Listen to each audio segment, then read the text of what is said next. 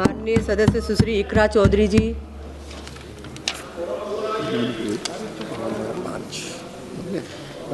धन्यवाद अध्यक्ष जी। मैं वित्त विधेयक 2026 और उसके आधार पर प्रस्तुत किए गए केंद्रीय बजट का कड़ा विरोध करने के लिए खड़ी हुई हूँ।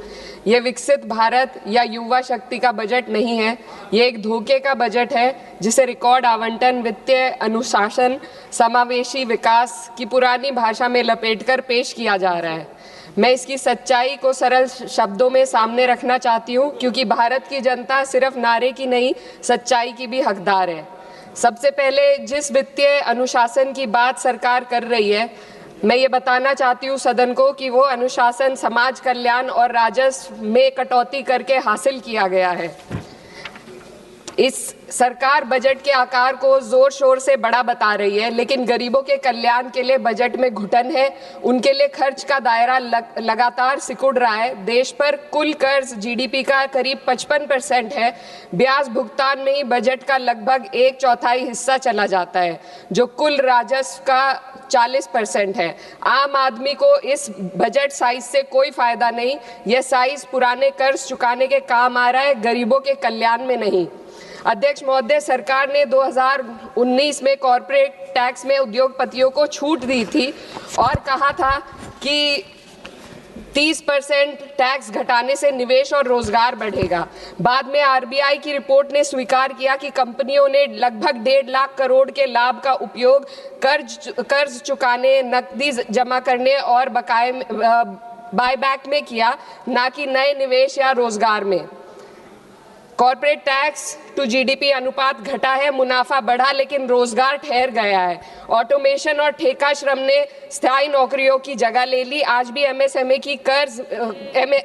को कर्ज नहीं मिल रहा। युवाओं में बेरोजगारी बनी हुई है और असमानता लगातार बढ़ती जा रही है। शीर्ष 1% ने विकास का बड़ा हिस्सा अपने पास रख लिया, जबकि बाकी जनता ने अप्रत्यक्ष करों और कटे हुए कल्याण के माध्यम से इसकी कीमत चुकाई है। ये विधेयक उसी कॉर्पोरेट प्रथम नीति को जारी रखता है। ये सुधार नहीं, बल्कि बड़े उद्योगों के सामने आत्मसमर्पण है।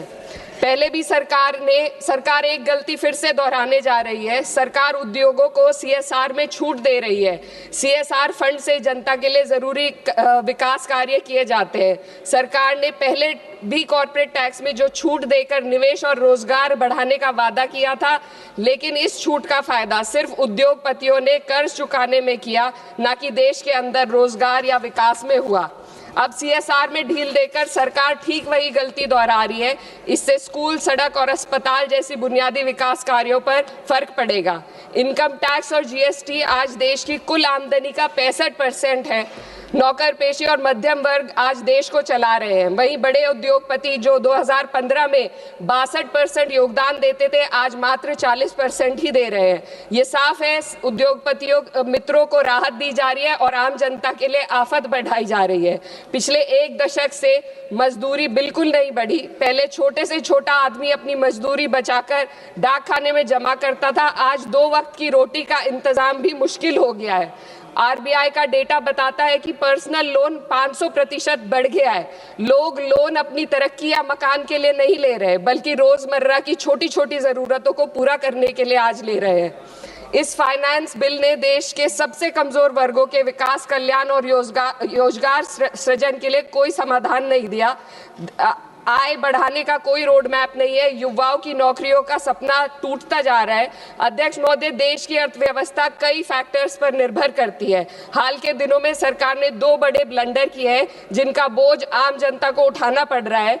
एक हमारी यूएस के साथ जो ट्रेड डील है, और दूसरा विदेश नीति में अमेरिका के सामने जो हमारा आत्मसमर्पण है।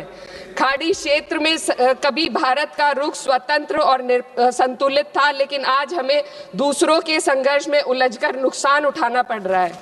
ईरान अमेरिका इजराइल विवाद में भारत एशिया का सबसे बड़ा नुकसान उठाने वाला देश बना है। चीन सस्ता तेल लेकर अपने नागरिकों को राहत दे रहा है, जबकि हमारे यहाँ एलपीजी और पेट्रोल की कीमतें लगातार बढ़ती जा रही है। ईरान जैसे पुराने मित्र के कठिन समय में हम खुलकर समर्थन नहीं कर सके और आज गैस आपूर्ति के लिए बार बार अनुरोध करना पड़ रहा है। विदेश नीति साहस और स्पष्टता से चलती है। इसको ईरान के शहीद supreme leader Ayatollah Ali Khamenei ji ने अपनी शहादत से साबित किया। 36 साल की उम्र के लीडर ने कभी 56 इंच की छाती का दावा नहीं किया, बल्कि जब जरूरत पड़ी तो अमेरिका के सामने झुकने की बजाय उन्होंने शहादत को गले लगाना पसंद किया। लचर विदेश नीति ने देश को महंगाई और आपूर्ति के संकट की दहलीज पर लाकर खड़ा कर दिया है। सरकार कहती है भंडार पर्याप्त है, तो कीमतें क्यों लगातार बढ़ती जा रही है। अमेरिका के साथ जो हाल है वह व्यापार समझौता भी यही बताता है। आज भारत अमेरिका के साथ $40 बिलियन का ट्रेड सरप्लस रखता है, लेकिन इस समझौते के बाद हमें हर साल $100 बिलियन का आयात करना पड़ेगा। इससे सरप्लस घाटे में बदल जाएगा। इस ट्रेड डील ने देश के किसानों को अमेरिका के अमीर किसानों के हाथों बेच दिया है। अगर ट्रेड डील करनी ही थी तो पहले देश के किसानों को अमेरिकी किसानों की तरह भारी सब्सिडी देते, उन्हें तैयार करते और फिर ट्रेड डील करते। यह तो वैसा है जैसे दौड़ में किसी के हाथ पैर जंजीरों से बांध दिए गए और फिर कहा जाए अब दौड़ कर दिखाओ। हमारे किसानों के हाथ पैर महंगी यूरिया, महंगी बिजली और महंगे कृषि यंत्रों से बंधे हुए हैं। अध्यक्ष महोदय, फाइनेंस बिल पर बात हो और महंगाई पर बात ना हो तो आम लोगों के साथ अन्याय है।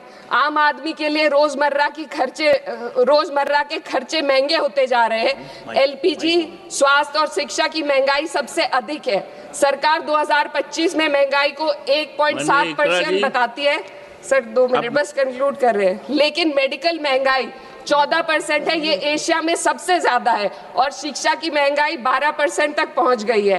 कई परिवार अपनी आय का आधे से ज्यादा हिस्सा सिर्फ एक बच्चे को पढ़ाने के लिए या उसकी विवाह करने के लिए खर्च करने पर मजबूर है। पिछले बजट में वित्त मंत्री ने एम्प्लॉयमेंट लिंक्ड इंसेंटिव स्कीम की घोषणा की थी। उम्मीद थी इससे 4 करोड़ नौकरियां बढ़ेंगी। 2 लाख करोड़ का बजट भी दिया गया, लेकिन ये योजना एक भी युवा को नौकरी देने में असफल रही। इसी तरीके से पीएम इंटर्नशिप स्कीम का हाल भी यही है। 1.6 लाख का ऑफर दिया गया। Sir 2 minute. 16,000 युवाओं ने ज्वाइन किया, आधे से ज्यादा बीच में छोड़कर चले गए और अंत में सिर्फ 95 युवाओं को नौकरी मिली। सरकार ने चुपचाप इसका बजट 95% घटा दिया। जब आप हेडलाइन मैनेजमेंट, दिखावा और लोगों को बेवकूफ बनाने के लिए स्कीम बनाते हैं तो उसका हश्र यही होता है। मैं अंत में किसानों की बात करना चाहती हूँ। ग्रामीण विकास और कृषि कल्याण पर देश की पीढ़ी आबादी निर्भर है। इस मंत्रालय का पिछले वर्ष का बजट सरकार खर्च ही नहीं कर पाई। 53,000 करोड़ ग्रामीण विकास और 7,000 करोड़ कृषि कल्याण के लिए बेकार पड़ा रहा। गांव, किसान और मजदूर मदद की उम्मीद कर रहे थे, लेकिन सरकार हाथ पैर बांधे बैठी रही। अध्यक्ष महोदय, इसलिए मैं इस सदन से मांग करती हूं कि इस वित्त विधेयक को खारिज किया जाए। 2019 की कॉर्पोरेट टैक्स कटौती को वापस लिया जाए। सामाजिक क्षेत्र पर खर्च को कम से कम जीडीपी का 6 से 8% तक बढ़ाया जाए। हर पूंजीगत खर्च को रोजगार सृजन से जोड़ा जाए और वास्तविक एमएसपी का ग्रामीण सुरक्षा सुनिश्चित की जाए। इससे कम कुछ भी 140 करोड़ भारतीयों के साथ धोखा होगा जिन्होंने हमें चुना है। महोदय, ये जनता सब देख रही है। इस सदन को तय करना होगा कि हम कॉर्पोरेट कल्याण के हक में काम करेंगे या जनता के कल्याण में। मैं इस विधेयक का विरोध करती हूँ। बहुत बहुत शुक्रिया। धन्यवाद।